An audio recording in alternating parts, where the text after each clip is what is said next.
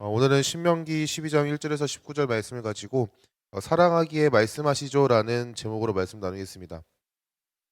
부모는 부모는 자녀를 너무나도 사랑하기 때문에 자녀와 자녀의 삶 가운데 더욱 관심을 갖습니다.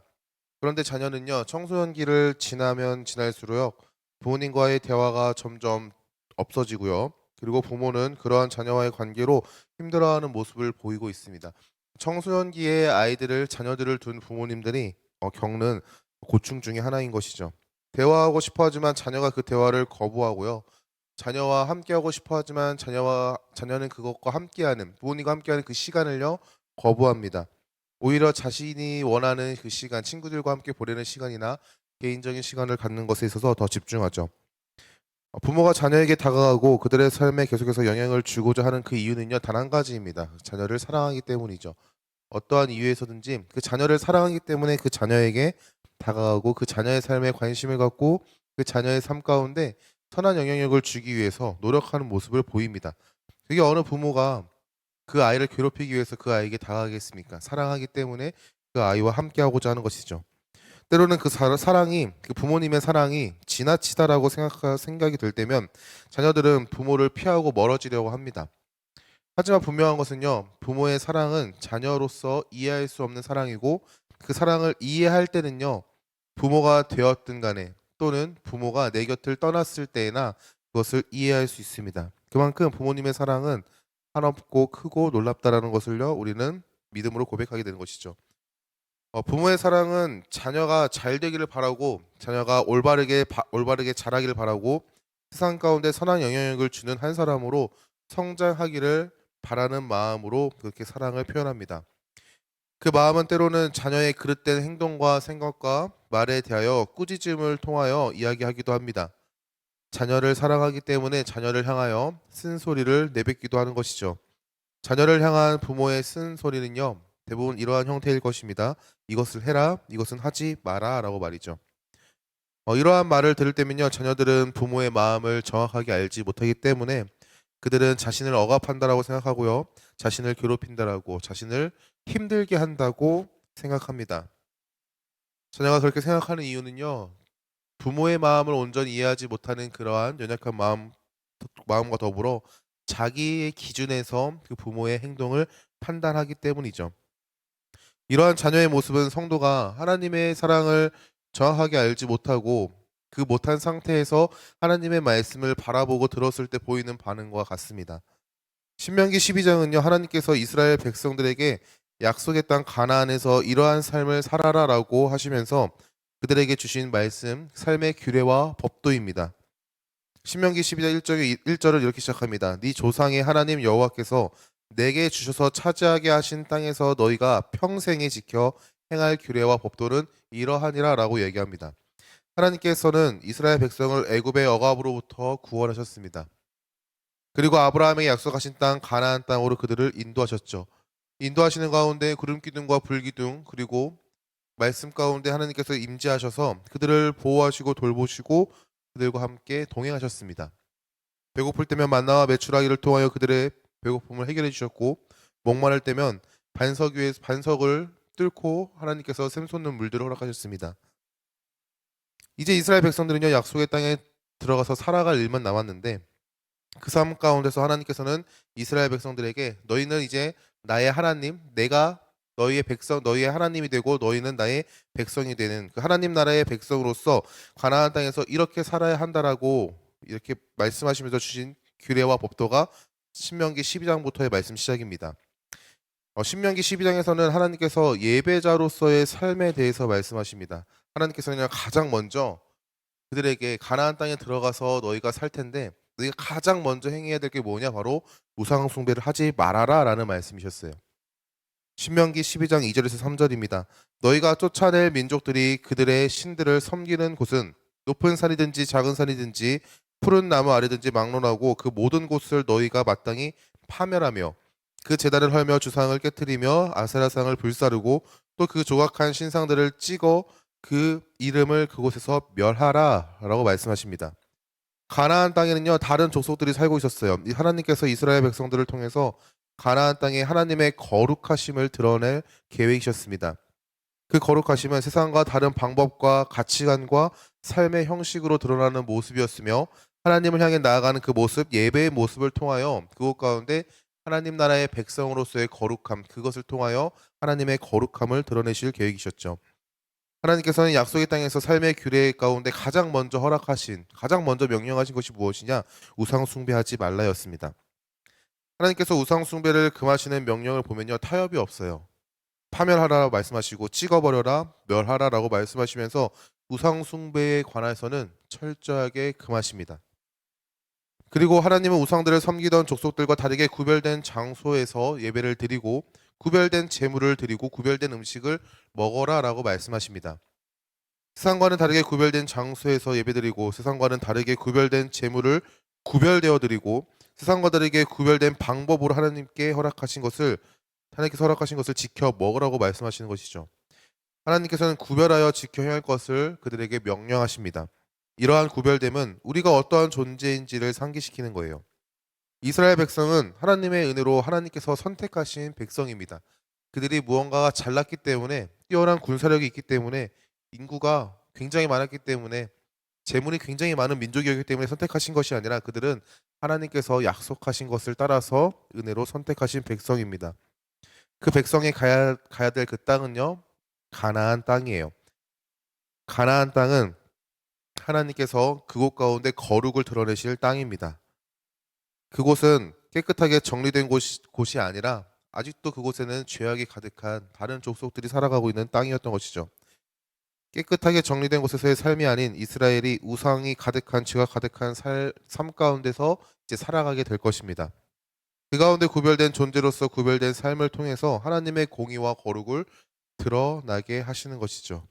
이러한 삶의 모습은 하나님께서 말씀하신 명령의 순종으로 이루어 나아갑니다. 더 나아가 이러한 명령은 하나님께서 이스라엘을 향하신 사랑의 말씀의 선언이라는 것을 우리가 깨달아야 합니다. 하나님께서는 이스라엘 백성을 사랑하심으로 그들에게 말씀하셨습니다. 앞서 말한 바와 같이 가나안 땅은 죄가 가득한 곳입니다.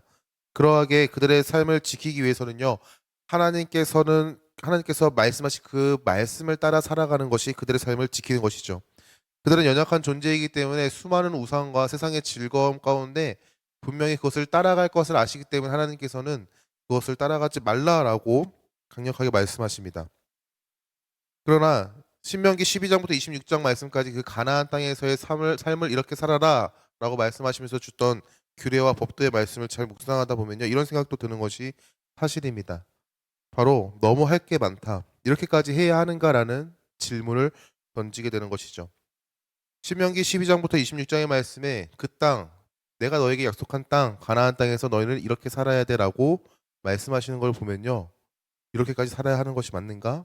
이게 하나님께서 정말 원하는 뜻인가? 라는 반문을 던지기도 합니다. 자녀를 사랑하기 때문에 말하는 부모의 말에 대해서 자녀가 잔소리라고 이야기하는 것처럼 이스라엘 백성들의 마음 가운데도요, 이러한 생각이 있었을 것입니다.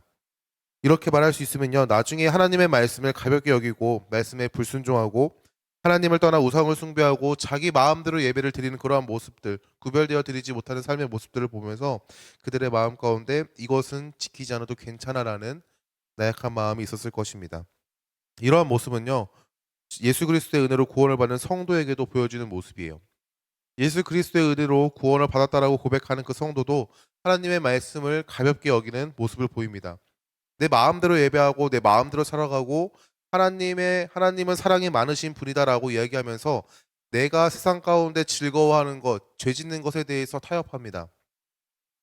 그러면서 하나님의 말씀을 가지고 권면하는 사람들에게 또는 하나님의 말씀 가운데 허락하시는 감동하심과 깨달음 가운데 나를 억압한다라고 이야기하고 그것은 율법주의라고 얘기하며 나를 괴롭게 한다라고 이야기합니다.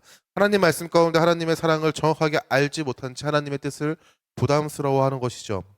그러하기 때문에 그는 영혼의 구원을 이룬 성도이지만 정작 하나님의 나라를 누리지 못하는 삶을 살아가고 있고 그 안에 초청하는 수많은 사람들의 초청 가운데 피하고 그것을 거부하기에 바쁜 삶을 살아갑니다. 성도는 하나님의 말씀이 하나님의 사랑이라는 것을 정확하게 압니다. 이스라엘 백성들도 하나님께서 자신들을 인도하셨고 보호하셨고 그리고 돌보셨다는 사실도 알았습니다. 그리고 자신들에게 허락하신 율법과 규례가 자신을 향한 억압이 아닌 하나님의 사랑이라는 것을 분명하게 알았던 것이죠. 하지만 그들 마음 가운데 하나님의 말씀에 대한 부담감을 가지게 되었을 뿐 아니라 성도도 마찬가지로 예수 그리스도의 은혜로 구원받았다고 고백하는 그 성도도 그 은혜 안에 있지만 하나님의 말씀을 부담스러워합니다. 이러한 부담스러운 마음, 피하고 싶어하는 마음을 갖게 되는 이유가 무엇일까 고민하는 가운데 그 이유는 단 한 가지가 아닐까라고 생각합니다. 하나님의 말씀에 순종을 부담스러워하는 그 이유는 내가 그 말씀을 내가 이뤄야 하는 것, 이것을 이뤄야 나의 정체성이 확증이 된다라고 생각하기 때문에 하나님의 말씀에 대한 그 참된 의미를 잘못 이해하고 있는 것이죠. 복음 안에서의 삶은 율법의 순종을 이루어 하나님께 기쁨이 되는 삶이 아닙니다. 성도의 삶은 하나님의 말씀의 순종으로 이루어 하나님께 기쁨이 되는 삶을 사는 것이 아니죠. 성도의 삶, 복음 안에서의 삶은 예수님께서 이루신 그 의 안에서 우리를 기뻐 받아주시는 하나님의 은혜 안에서 살아가는 삶입니다. 그 은혜에 대한 감사의 반응으로 우리는 하나님의 말씀에 자발적으로 순종하고 기뻐함으로 순종하는 것이죠. 우리가 이 순서를 잊지 말아야 합니다. 우리는 하나님께 기쁨이 되는 존재로 받아들여졌고 그 안에서 우리는 하나님의 말씀에 기뻐 순종합니다.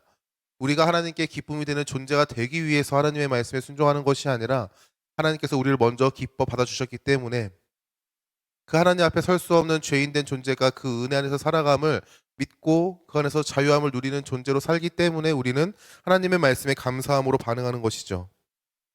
우리는 더 이상 하나님께 기쁨이 되기 위해서 말씀에 순종하지 않습니다. 하나님의 기쁨이 되어 하나님의 말씀에 순종하는 것이죠. 예수 그리스도 은혜 안에서 예수님께서 모든 것을 이루신 거룩하신 의를 입은 자로서 하나님의 말씀에 순종합니다. 만약 우리가 하나님께 기쁨이 되기 위해서 하나님의 만족을 이루기 위해서 하나님의 말씀에 순종한다고 한다면 하나님의 말씀을 내가 이뤄야 한다는 것을 생각한다면 우리가 이러한 관점을 한번 바라보면 될 것 같습니다. 만약에 자녀가 부모에게 사랑받기 위해서 말씀에 순종하는 것이라고 생각한다면 우리는 그것이 정말 그 자녀의 참된 그 부모에 대한 순종일까라는 의문을 품을 것입니다. 그 자녀가 일정 수준의 성적을 받아와야 부모님께서 나를 사랑하신다라고 생각한다면 일정 수준의 대학에 합격해야 부모님이 나를 사랑해. 일정 수준의 월급을 받는 기업에 들어가야 일정 수준의 누군가에게 칭찬과 명예와 권력을 갖는 내 삶을 가질 때에만 부모가 나를 사랑한다고 생각한다면요. 그것은 사랑을 받는 것이 아니라 내가 이룬 업적에 대한 보상을 받는 것이죠. 그것은 부모와 자녀와의 관계가 아니라 그저 비즈니스 관계와 다를 것이 하나 없다라고 생각합니다. 반대로 만약 부모가 이러한 개념으로 자녀를 사랑한다고 하면은 우리는 그 부모를 향하여 손가락질할 것입니다. 그것은 틀렸다라고 이야기할 것이고 그것에 대해서 잘못된 것을 지적할 것입니다. 하나님은 예수 그리스도께서 선택하신 그 백성 하나님의 자녀이기 때문에 그들을 사랑한다라고 얘기하십니다. 에베소서 1장 4절에서 5절 말씀에 곧 창세전에 그리스도 안에서 우리를 택하사 우리로 사랑 안에서 그 앞에 거룩하고 흠이 없게 하시려고 그 기쁘신 뜻대로 우리를 예정하사 예수 그리스도로 말미암아 자기의 아들들이 되게 하셨으니라고 말씀하십니다. 우리는 창세 전부터 택함을 받은 존재입니다. 그리고 사랑 안에서 거룩하고 흠이 없게 하시려고 그 기쁘신 뜻대로 우리를 예정하셨습니다. 예수 그리스도로 말미암아 우리를 하나님의 자녀로 삼아 주신 것이죠. 예수 그리스도의 은혜로 우리는 하나님의 자녀가 되었습니다. 우리가 누리는 그 사랑, 우리를 거룩하고 흠이 없게 하시기 위하여 우리를 그 사랑 안으로 부르신 그 하나님의 사랑은 세상의 어떠한 것으로도 끊을 수 없습니다라고 로마서의 말씀에 바울이 믿음으로 선포합니다. 성도는 더 이상 하나님의 사랑을 받기 위해서 하나님의 말씀에 순종하지 않습니다. 성도는 하나님의 사랑 안에서 감사함으로 기뻐함으로 하나님의 말씀에 자발적으로 순종합니다. 하나님의 사랑이 너무나도 크고 놀랍고 내 삶에 어떠한 것으로도 채울 수 없는 세상과 어떠한 것으로도 대체할 수 없고 비교할 수 없는 기쁨이라는 것을 믿음으로 고백하고 누리며 살아갈 때 우리는 그 하나님의 말씀에 기뻐함으로 감사함으로 순종하는 것이죠. 예수 그리스도께서는 모든 것을 이루셨음을 믿어 하나님의 말씀 앞에 우리는 나아갑니다. 은혜를 힘입어 말이죠. 그러하기 때문에 하나님께서는 성도에게 이렇게 말씀하십니다. 이것을 해라, 이것을 하지 말라. 그 말씀 가운데 우리의 반응은 예, 주님인 것이죠. 왜요? 그 말씀이 더 이상 내 삶에 부담이 되지 않아요. 예수께서 모든 것을 이루셨기 때문에 우리는 그 의 안에서 자유롭게 그 말씀 가운데 함께 기쁨으로 동참하며 나아갑니다. 하나님께서 우리에게 말씀하시는 그 명령, 규례와 법도 우리에게 이것을 해라 하지 말라라고 말씀하시는 것들은요. 하나님의 사랑의 표현입니다. 사랑하시기 때문에 말씀하시는 것이죠. 세상 가운데 살아가는 우리가 하나님의 은혜 안에 있음을 잊지 않게 하시기 위해서 이것을 하라라고 말씀하십니다. 세상 가운데 죄가 가득한 그곳에서 우리가 죄 가운데 빠져서 허우적거리는 삶을 살기 원치 않기 때문에 하나님께서는 우리에게 이것을 하지 말아라라고 말씀하시는 것이죠. 그리고 우리는 그 말씀의 순종을 은혜로 힘입어 이루어 나아갑니다. 말씀을 이루지 못하는 것에 대한 두려움이 아니라 나의 연약함을 아시고 하나님께서 지키시고 보호하시고 인도하신다는 그 사실을 내가 믿으며 믿음으로 하나님 앞에 나아가는 것이죠. 사랑하는 성도 여러분, 하나님께서는 각자의 삶에 허락하신 말씀이 있습니다. 송구영신 예배 때만 해도 말씀을 뽑으면서 올 한 해 우리에게 어떠한 말씀을 허락하실까라는 마음을 가지고 말씀을 뽑았습니다. 그 말씀이 있을 수도 있고요. 주일 예배 가운데 담임 목사님을 통하여 매주 선포되는 그 말씀을 들음으로써 깨닫게 하시고 그것들 따라 결단하게 하신 말씀들이 있을 것입니다. 어떤 이는 각자의 삶에서 말씀을 묵상함으로 하나님께서 깨닫게 하시는 것들이 있을 거고 그 안에서 결단하게 하신 것도 있을 것입니다. 그 말씀 가운데 허락하신 은혜와 감동이 있다면 순종함으로 화답할 수 있기를 소망합니다. 그 말씀을 통해 요구하시는 것이 무엇이든 간에 우리가 하나님의 자녀라는 사실을 믿고 은혜를 힘입어 나아갈 수 있기를 소망합니다. 하나님의 말씀, 하나님께서 우리에게 허락하신 그 은혜, 마음의 감동하심을 분석하고 바라보고 깨달을 때면은 때로는 내가 이런 것을 할 수 있을까라는 의문을 던지는 것이 사실입니다. 그리고 그것을 이루어 나가지 못하는 나의 연약함을 마주 보는 것이 사실인 것이죠. 하지만 예수 그리스도 안에 구원을 받은 성도가 기억해야 될 것은 나의 그 연약함을 더 품으시고 사랑하신 그 하나님의 놀라우신 사랑을 기억해야 한다는 것입니다. 우리가 할 수 없음을 아시기 때문에 예수님께서 이 땅에 오셨고 모든 것들을 이루시고 예수 그리스도의 그 의가 우리에게 허락된 것이죠. 우리는요, 내 연약함을 바라볼 때면 좌절하고 낙심하고 절망하는 것이 아니라 나의 연약함을 품으시고 나의 연약함을 모든 것들을 허락하심으로 그것을 나를 위해서 허락하시고 나를 하나님 나라의 백성으로 초청하신 그 하나님의 놀라운 사랑하심을 바라봐야 할 줄 믿습니다. 세상 사람들은 자신의 연약함을 바라보고 좌절하고 낙심하고 절망하지만 성도는 자신의 연약함을 바라보고 더 크신 하나님을 바라보는 것이죠. 그것이 믿음의 반응입니다. 우리가 그 하나님의 은혜 안에서 그 은혜 안에서 기뻐 반응할 수 있길 소망합니다. 그리고 하나님께서 허락하신 그 말씀 가운데 하나님께서 허락하시는 그 은혜를 힘입어 나아갈 수 있길 소망합니다. 허락하신 삶 가운데 기뻐함으로 오늘 하루를 살아내고 그 안에서 우리가 세상 가운데 빛과 소금의 역할을 감당하며 예수 그리스도의 삶을 증거하며 나아갈 수 있는 더시티 사랑의 교회 모든 성도님들 될 수 있기를 예수님의 이름으로 축원합니다.